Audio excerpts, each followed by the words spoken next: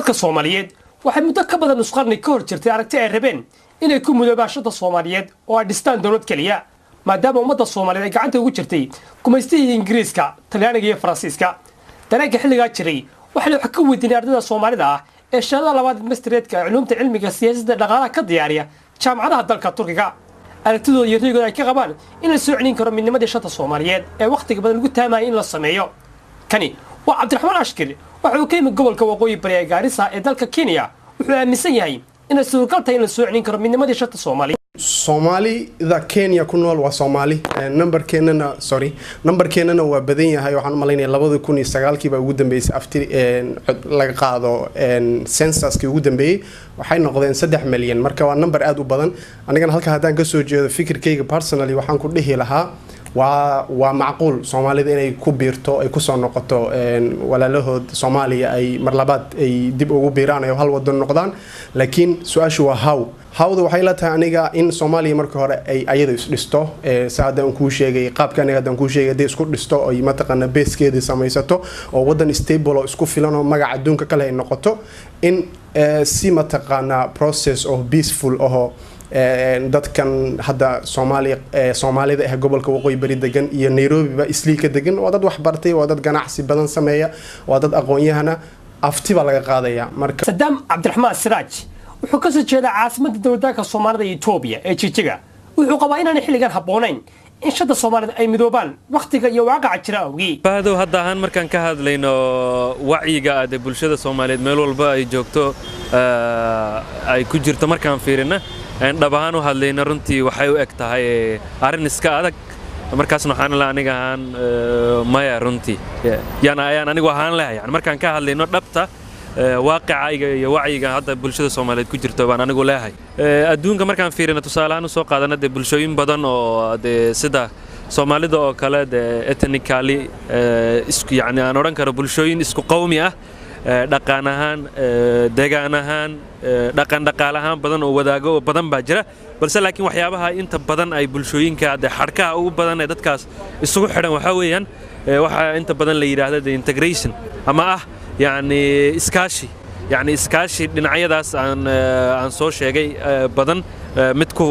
foorarta yani midnimo ku foorarta ayaan anigu leeyahay hadda ahaan. Xasan Idris wuxuu ka yimid magaalada Djibouti ee Jamhuuriyadda Djibouti. aragtidiisu waxay tahay in la sameeyo ciidan iyo baarlamaanka Soomaaliya wada leedahay laakiin dawlad kastaba ay ahaato dawlad ay caalamku aqoonsan yahay. waxaan oran lahaa oo ila ra'yiga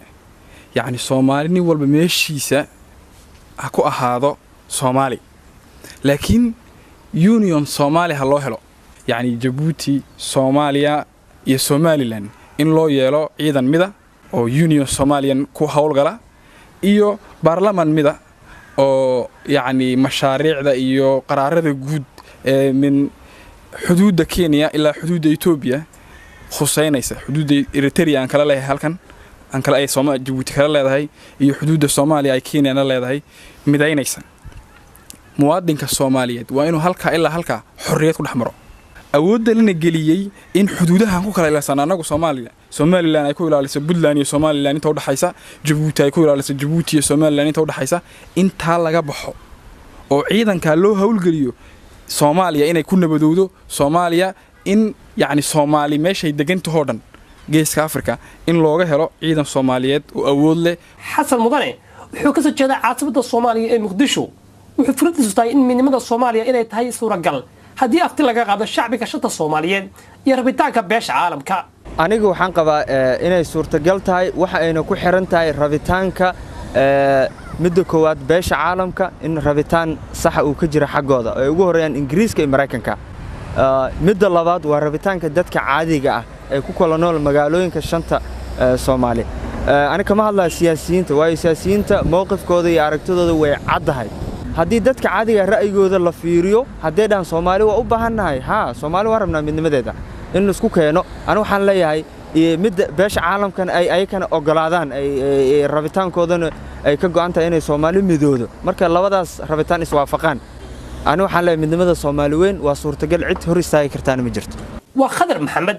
wuxuu ka yimid caasimadda Somaliland ee Hargeysa. wuxuu qabaa in dawladdii iyo xornimadii Somaliland ay ku burburtay raadinta midnimada shanta Soomaaliyeed. Somaliland ahaan annaga wax badan baa midnimada nagaga maqan annaga horseedna in shanta Soomaaliyeed isku timaado abwaanadayadii walaalaha Hargeysa ugu horeeyeen Cabdilaahi Qarshe iyo Cali Suguule iyo ayaa bilaabay heesihii iyo gabayadii gobonnimadoonka ahaa oo markasta hogaaminayay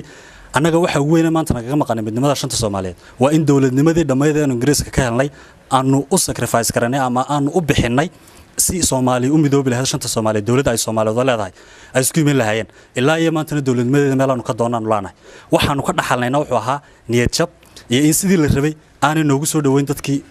koonfureed ee Talyaaniga ka xoroobay ee aanu la midoonay waa kow laba Soomaalidii kalena namay soo raacin oo waxaanu islaayn u horseeda saddexda kale iyaguna namay soo raacin waxaanu ka dhaxalnay in 1990kii aanu u nimaadno magaalooyinkeygii oo baaba'san dhaxalkii midnimadu anaga maanta wax barwaaqo ah oo aan sheegi karna haba yaraatee ma jirto waanaanu soo aragnay midnimadii laga yaabaa in walaalaha kale ee ka maqaneen midnimada Soomaaliyeed dhex wali gelin inay u muuqato in laga yaabo inay barwaaqo badan u muuqato laakiin anagu waanu soo aragnay waqti xaadirkana 1998kii markii Soomaaliland ay burco ku dhawaaqday in madaxbanaanida ama gobonimada Ingiriiska qaatay dib loo soo noqotay sidoo kale waxa halka lagu cancel gareeyay ama lagaga noqday midowgii 60kii dhex maray Soomaaliya iyo Soomaaliland Fahad Shaakir Xaaji Xasan Home Cable TV